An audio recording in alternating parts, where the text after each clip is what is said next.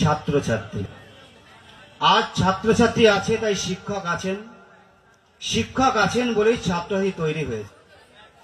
শিক্ষকের সঙ্গে ছাত্রছাত্রী একটা গভীর সম্পর্ক রয়েছে।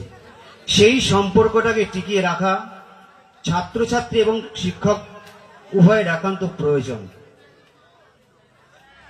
ছাত্রছাত্রীর সঙ্গে শিক্ষকের যে সম্পর্ক, সেই সম্পর্কটা কখনো তৈরি করা যায় না।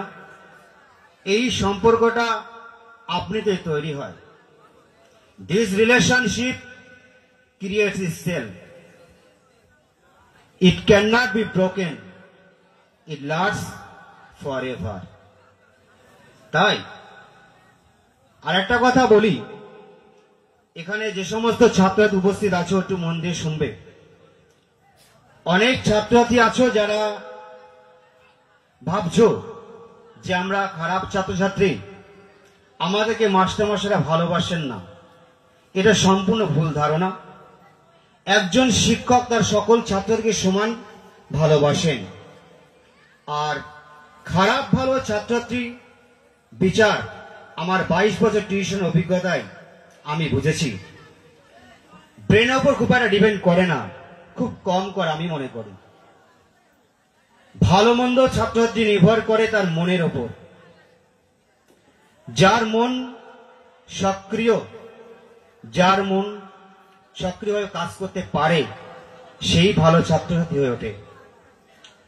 এই জন্য শ্রীকৃষ্ণ ভাগবত গীতায় বলেছেন, কর্মণ্যেব অধিকার মা ফলপ্রদায়ঃ। অর্থাৎ মনকে সক্রিয় করো, মনকে দুর্বল করো না। মনকে সক্রিয় করার ফলে তুমি যে ফল পাবে, সেই ফলের প্রতিক্রিয়া না দেখিয়ে তুমি তোমার কাজটা করে যাও। তাই দেখছি আজকে ছাত্রছাত্রী এবং শিক্ষকের মধ্যে সম্পর্কটা অনেকটা খারাপ হয়ে যাচ্ছে। কোথায় যেন ভালোবাসার অভাব লক্ষ্য করছি। একটু ভালোবাসলে দেখবে সম্পর্কটা সুন্দর হয়ে উঠবে। কারণ আমরা জানি ছাত্রছাত্রী শিক্ষকবিহীন কেউ নয়।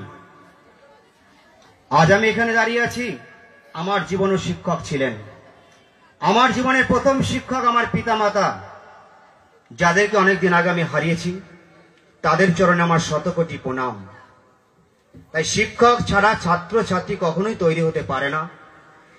নিউ টেস্টামেন্ট তাতে যিশু বলেছেন, I am the vine, you are the branches. If you remain in me and I am in you, you will bear much fruit. Apart from me, you can do nothing.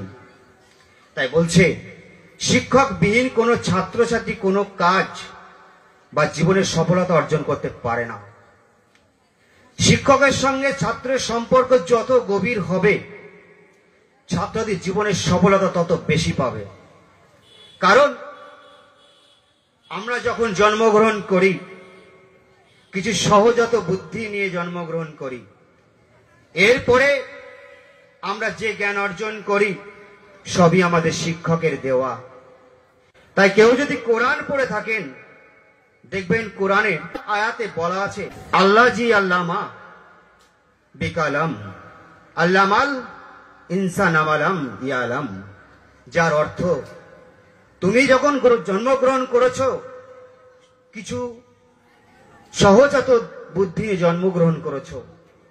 তোমার শিক্ষক কলমের সাহায্যে তোমাকে যে শিক্ষা দান করেছে, সেই শিক্ষাই তোমার প্রকৃত শিক্ষক। প্রথম শিক্ষক পিতামাতা, তারপরে শিক্ষক আমাদের স্কুল বা প্রাইভেট টিউটররা। স্বামী বিবেকানন্দ বলেছিলেন, all power in you, you can do anything everything. ছাত্রছাত্রী, তোমাদের মধ্যে সমস্ত শক্তি নিহিত আছে। তোমরা সবকিছু করতে পারো, কোনো কিছু বাধা নেই। আর ছাত্রদের একটা কথা মনে রাখবে, আমাদেরকে শিক্ষার মধ্য দিয়ে নাম অর্জন করতে হবে। শিক্ষার ক্ষেত্রে আমাদেরকে বিশাল একটা জায়গায় পৌঁছাতে হবে। তার জন্য তোমাকে মনের শক্তিকে বাড়াতে হবে।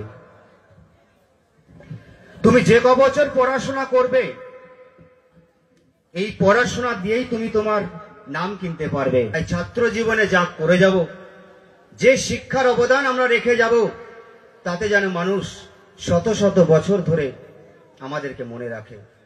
তাই ছাত্রছাত্রী, তোমরা সুন্দরভাবে পড়াশোনা করবে, তোমাদের পথ তোমরা বেছে নেবে, সুন্দর জায়গায় পৌঁছে যাবে। নেতাজি সুভাষচন্দ্র বসু বলেছিলেন, আমি এমন একজন মানুষ হব যার মধ্যে সমস্ত অতীত মূর্ত হবে, কিন্তু হব বর্তমানের মানুষ, আর হব ভবিষ্যতের স্রষ্টা, ভবিষ্যতের উপকার। আমাদের সমস্ত বাণীকে পাথেয় করে প্রকৃত শিক্ষা গ্রহণ করে এক সুন্দর ভারতবর্ষ করে তুলতে হবে। আশা রাখি সকল ছাত্রছাত্রী এই পথ অবলম্বন করে ভবিষ্যতে বড় হবে, এই আশা রাখছি। সকলকে অনেক ধন্যবাদ। Thank you very much. Wish you all the best. Thank you everybody.